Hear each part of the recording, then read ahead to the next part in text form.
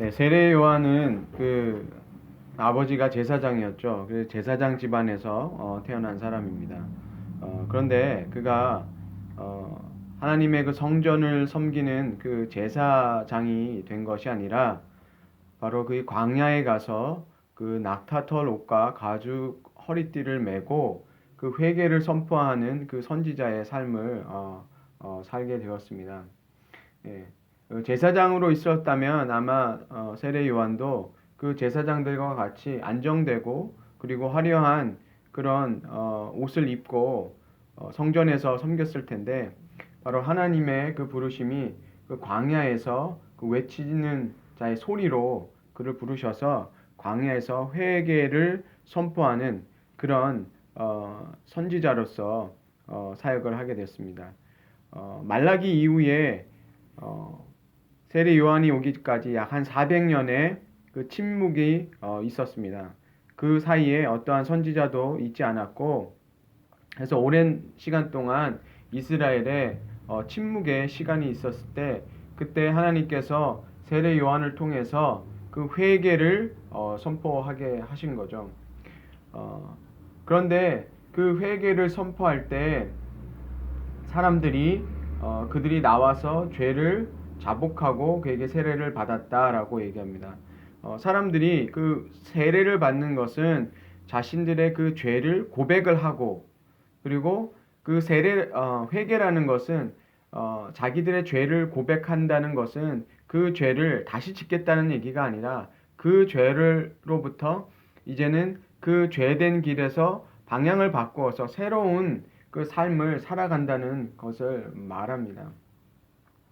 근데 사람들이 세례를 받으러 왔을 때 바리새인과 사두개인들도 세례를 받으러 오고 있습니다. 그러니까 바리새인들은 자기들을 어떻게 생각했냐면 자기들은 거룩한 자, 또 분리된 자들로 생각을 해서 철저하게 하나님의 말씀을 지키는 그 계명을 지키고 그 다음에 금식하고 그런 경건 생활을 하는데 아주 그 삶의 목적으로 삼았던 사람이죠. 일주일에 2번씩 금식했고 월요일하고 목요일에 금식을 했습니다. 그렇게 금식하고 기도하고 율법을 지키는 그런 사람들이었어요. 근데 바리새인들 이렇게 정말 하면 우리가 생각하기에 야, 저 사람들이 일주일에 2번씩이나 금식하는데 우리는 일주일에 한 번도 금식 안 하는데 일주일에 2번씩이나 금식하고 그렇게 기도하고 율법을 그냥 있는 율법에 플러스 그 다음에 자기들이 그 율법에서 파생돼서 만들 수 있는 그 율법을 더해가지고 지키는 사람들인데 저 사람들한테 무슨 회개할 게 있을까?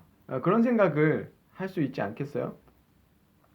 그 다음에 사두개인들은 어떤 사람들이었냐면 이 대제사장들이 속했던 그런 그 정치적으로 그 다음에 약간 귀족들 그런 사람들이었어요. 근데 이 사람들은 신앙이 어떤 사람들이냐면 이 현실 정치라는 거예요. 우리로 얘기하면 현실 정치. 현실에서 어떻게 자기들이 부를 누리느냐, 이 세상에서 자기들이 어떤 그 복을 누리느냐 거기에 관심이 있었죠. 그래서 이 사람들은 부활을 믿지 않았어요. 뭐 부활 이후에 있는 삶 그런 거는 절대 믿지도 않았고 그리고 이 사람들은 뭐 영적인 거 뭐 이런 것도 생각하지 않았어요. 뭐 천사들이 있다 뭐 이런 건 거의 부인했어요. 그러니까 이 사람들은 철저하게 현실적인 삶을 추구했던 사람들이죠. 그렇지만 정치적으로나 어떤 그 대제사장들의 그런 권력을 가지고 있었기 때문에 그 당시에 권력을 쥐고 있던 이스라엘의 그런 권력자들로 생각하시면 됩니다. 근데 이 사람들이 세례 요한에게 와서 왜 이 세례를 받으려고 했을까 좀 생각해 봅니다. 근데 아마 이들이 자세하게는 나와 있진 않은데 요한이 말하는 것을 통해서 이 사람들이 무슨 생각으로 세례를 받으려고 하는지를 좀 생각해 본 것 같아요. 뭐냐면 요한이 뭐라고 그랬냐면 독사의 자식들아 누가 너희를 가르쳐 임박한 진노를 피하라 하더냐. 예. 이 사람들이 자기들이 어떤 그 바리새인들은 그 율법을 잘 지키고 철저하게 어떤 거룩한 삶을 추구하고 있었고 이 사두개인들은 어떤 권력을 쥐고 있고 현실적인 그런 정치라든지 현실적인 어떤 기득권을 가진 데 그렇게 관심이 있었는데, 세례 요한이 정말 성전이 아닌 그 광야에서 회개를 선포하고 뭔가 하나님이 보내신다는 어떤 메시아일 수 있다라는 그런 생각을 하고, 이 사람들이 혹시 모르니까 아마 그런 마음으로 정말 하나님이 심판의 때가 왔나? 그런 마음으로 그것을 피하기 위해서, 예. 만약에 하나님이 진노하시면 자기들이 모든 것을 다 잃어버릴 거 아닙니까? 사두개인들 같은 경우에 자기들이 쌓아놓은 부와 권력과 모든 것을 잃어버릴 거 아니에요. 그러니까 그것을 피해야 되잖아요. 현실적으로 하나님의 그 복을 구했기 때문에 그 복을 잃어버리지 않기 위해서. 그렇죠? 그리고 바리새인들도 마찬가지로 그런 경건이나 이런 것을 했는데 뭔가 부족할 수 있으니까, 이 사람들은 없는 것도 만들어서 지킨 사람들이니까 이 회개도, 아, 이게 하나님이 저 기괴한 사람 그 요한을 통해서 뭔가 하시는 일이 있나 보다. 그러니까 어쨌든 뭔가가 오는 것 같은데 하나님께서 뭔가 새 일을 할 것 같으니까 그것을 혹시 모르기 때문에 이 사람들이 받으러 나온 거예요. 그러니까 그 진노를 피하는 데에만 관심이 있는 거죠. 혹시 모를 진노, 하나님의 그 진노를 피하기 위해서 세례를 받는 거예요. 그러니까 이 사람들은 뭐가 없는 겁니까? 진정한 회개가 없는 거죠. 지금 자기들이 살아가는 방향에 잘못된 게 있다라고 생각하는 게 아니라 뭔가 하나를 더해서, 그쵸? 뭔가 자기들이 지금까지 하고 있는 것에다가 뭔가 좀 하나를 더 하는 거예요. 회개, 그 세례까지 받으면 뭔가 더 이제 안정감 있는 거죠. 요거 하나 더 하면 완전 이제 뭔가 다 완성된 느낌, 어떤 거룩의 그런 그 생활이 되고, 그 사두개인들 같은 경우에는 아, 우리가 뭔가 이게 하나님의 진노 걸 때 그건 좀 우리는 현실이 중요하니까 그걸 좀 피할 수 있는 어떤 그런 방편으로만 생각했다는 거죠. 진정한 회개로 와서 받으려고 하는 게 아니라 그냥 진노를 피하고자 하는 그 마음밖에 없었다는 거죠. 그러니까 신앙생활을 할 때 그런 진노라든지 어떤 뭔가 이게 신을 노엽게 해가지고 화를 면하려고 하는 그런 사람들 있잖아요. 그러니까 그런 것에 관심이 있었다는 거죠. 그러니까 세례 요한이 그들에게 이 독사의 자식들아라고 얘기하는 거죠. 사실 이 얘기 들으면 자신들이 살아가는 길이 잘못된 길이라는 것을 알아야 되는데 그것을 돌이키지 않았다는 것을 얘기하고 있어요. 그래서 요한이 회개에 합당한 열매를 맺어라 라고 얘기하죠. 중요한 것은 뭐다? 너희들이 길을 돌이켜서 새로운 하나님이 원하시는 그 삶을 나타내라라는 거죠. 삶의 열매를 나타내라라는 거예요. 그 회개 합당하다는 말은 어떤 무게를 쟀을 때 이게 맞는 걸 얘기하는 거예요. 그 무게에 합당한. 그렇죠? 저울에 하나를 놓으면, 추를 하나를 놓으면 그 반대편에 그 수평을 맞추잖아요. 그러면 그 무게잖아요. 그게 합당하다는 말이거든요. 그러니까 너희가 회개를 한 만큼 뭐 하라는 거예요? 그 삶의 열매가 나와야 된다는 거죠. 예. 우리가 회개를 깊게 하고 깊게 한 만큼 우리의 삶이 어떻게 되겠습니까? 그 무게에 맞게끔, 그 깊이에 맞게끔 우리의 삶이 변화가 돼야 된다는 거죠. 그래서 그 회개에 합당한 열매를 맺는 것, 그것이 바로 진정한 회개다라고 얘기하고 있습니다.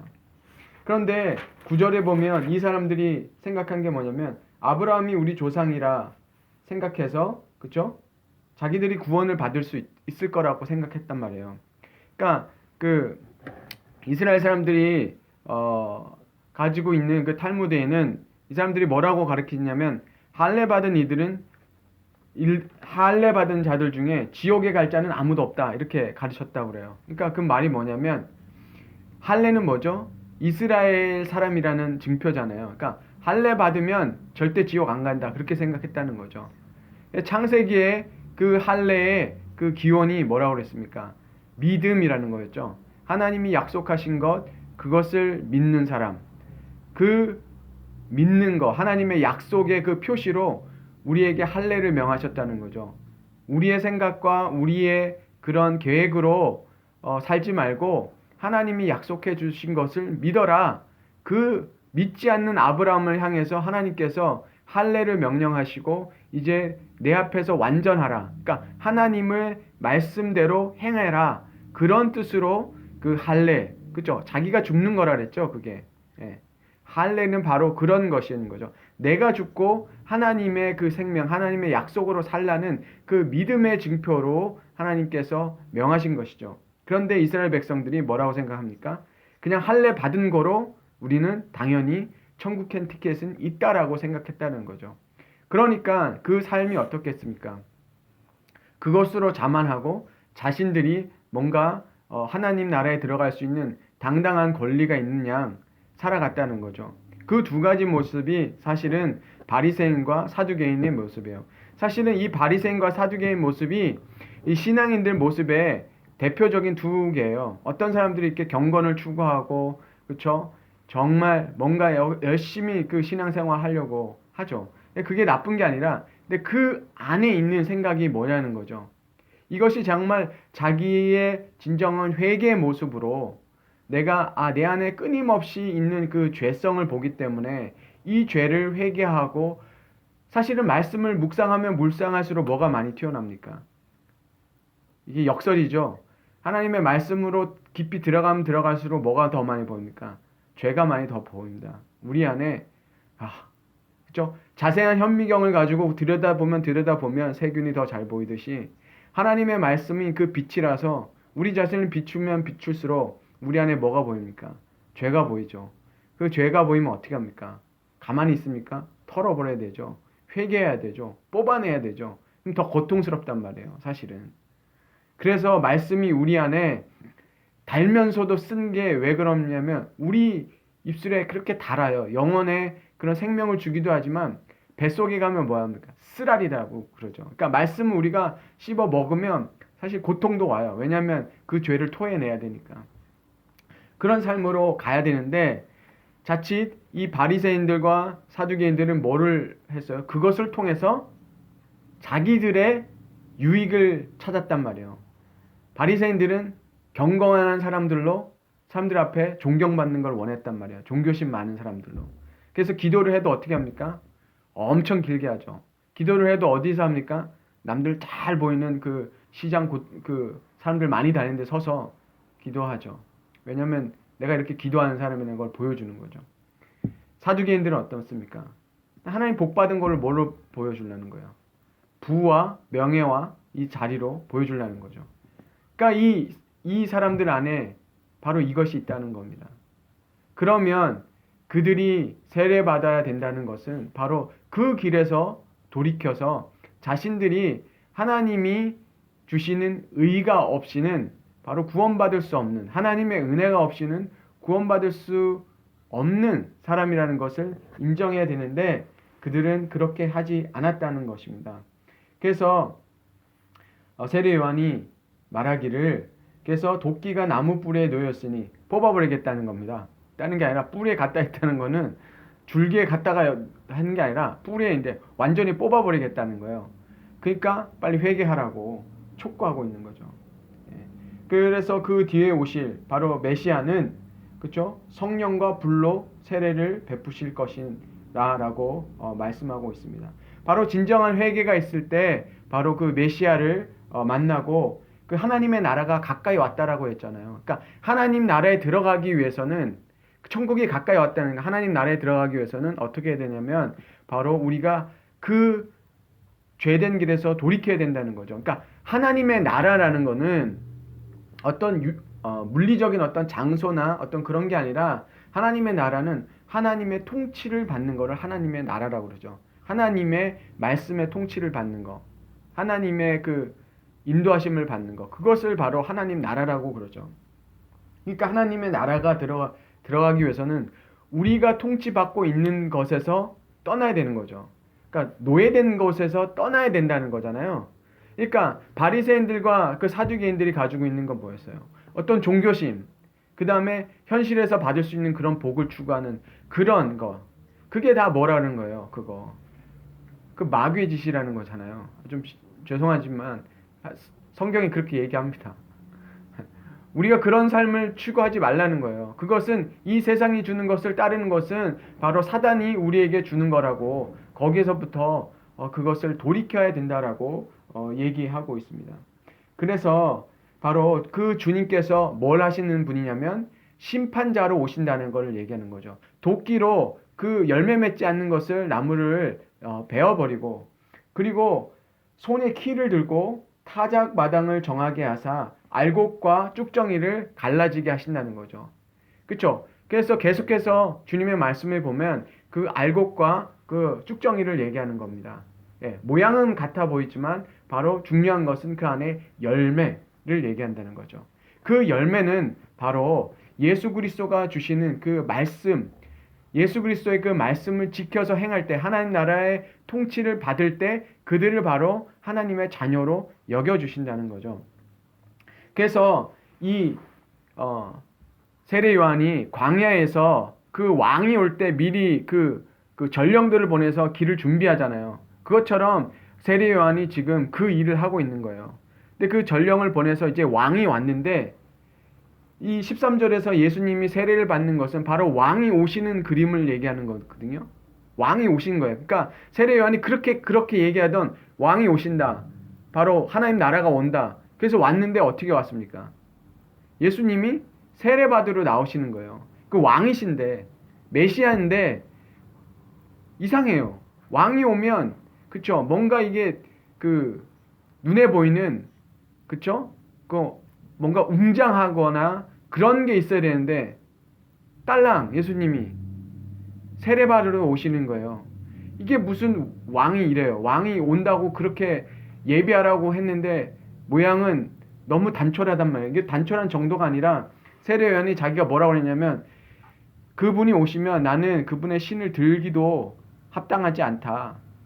노예보다도 나는 그분에 비하면 나는 노예 축에도 끼지도 못한다라고 얘기했는데도 정작 왕이 왔는데 세례받으러 나오셨죠.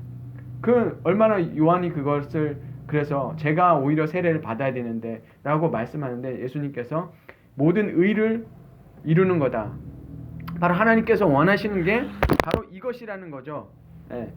이 의, 하나님께서 원하시는 것은 바로 예수님이 어떤 모습으로 오시냐면, 첫 번째 아담이 실패했죠. 하나님의 말씀을 어기고 선악과를 따먹으면서 완전히 실패했잖아요. 그 사단의 노예가 되는 거잖아요. 죄가 들어옴으로 해서. 그래서 그 죽음의 노예가 된데, 이제 두 번째 아담으로 오신 예수께서는 바로 그 아담의 모습으로 오시는 거예요. 그러기 위해서 세례는 죄를 지었을 때 세례를 받는 거지만, 예수님께서는 죄가 없으심에도 그 세례를 받으신 것은 뭘 얘기하냐면, 예수님께서 육체로는 그 두 번째 아담을 모양을 가지시고 우리 인간을 대표해서 바로 그 죄를 대속하시는 메시아로서의 그 사역을 시작했다라는 것을 얘기해요. 바로 죄가 없으시지만 그 죄를, 인간의 그 죄를 이제 짊어지시고 그 십자가로 가시는 그 왕의 모습을 나타내고 있는 거죠. 예. 이 그림이 그려지신지 모르겠어요. 왕으로 오셨는데 오히려 죄인의 그 죄를 뒤집어 쓰시는 거죠. 그럴 때 하나님께서 세례받고 올라오실 때 성령이 임하시고, 그리고 하나님께서 이는 내 사랑하는 아들이요 내 기뻐하는 아들이다 라고 말씀하셨잖아요. 이것이 바로 예수께서 바로 하나님의 아들이심을 나타내는 거죠. 성부, 성자, 성령이 함께 이것을 의롭게 여기신다는 거죠. 예수님께서 그 인간들의 죄를 짊어지시는 그 두 번째 아담으로서 인간의 모든 역사를 다시 원래 방향으로 방향을 바꾸시는 그 전환점을 만드시는 거죠. 이게 인류의 정말 중요한 사건인 거죠. 예수님께서 이제 그 물줄기를, 죄의 물줄기를 완전히 거꾸로 이제 하나님의 구원의 역사를 바꾸시는 정말 영광의 순간인 거죠. 겉으로 드러나는 모습은 너무나 낮고 초라해 보이지만 오히려 하나님께서는 이것을 하나님이 기뻐하시는 새로운 하나님의 역사로 하나님께서 생각하여 주시는 거죠. 그래서 이 마태복음 17장 5절에는 뭐라고 얘기하냐면, 똑같은 이 음성이 들리잖아요. 예수님이 그 변화산에서 변화되시잖아요. 그때 똑같은 말씀을 하시죠. 이는 내 사랑하는 아들이요 내 기뻐하는 자라. 그리고 하나가 붙어 있어요. 뭐요? 너희는 그의 말을 들어라. 그 말씀이 붙어 있어요. 너희는 그의 말을 들어라. 바로 우리가 하나님 나라에 들어가는 것은 바로 예수 그리스도의 말씀을 들어야만 되는 거죠. 그분의 길 가신 것을 따라야 한다는 것을 우리가 알 수 있습니다. 그래서 우리가 하나님 나라에 들어가는 것은 바로 하나님의 통치에 있는 것이고 바로 예수 그리스도의 말씀을 듣는 것, 그것이 바로 우리가 하나님 나라에 들어간 하나님의 자녀가 되는 것이고, 그리고 회개할 수 있는 그 삶을 살 수 있는 것은 바로 우리가 그 주님의 말씀을 듣는 것이라는 거죠. 그래서 우리가 그 말씀을 들을 때 사실은 하나님께서 우리를 기뻐하시고 우리를 사랑하시는 그 음성을 우리가 들을 수 있기를 주님의 이름으로 축원합니다.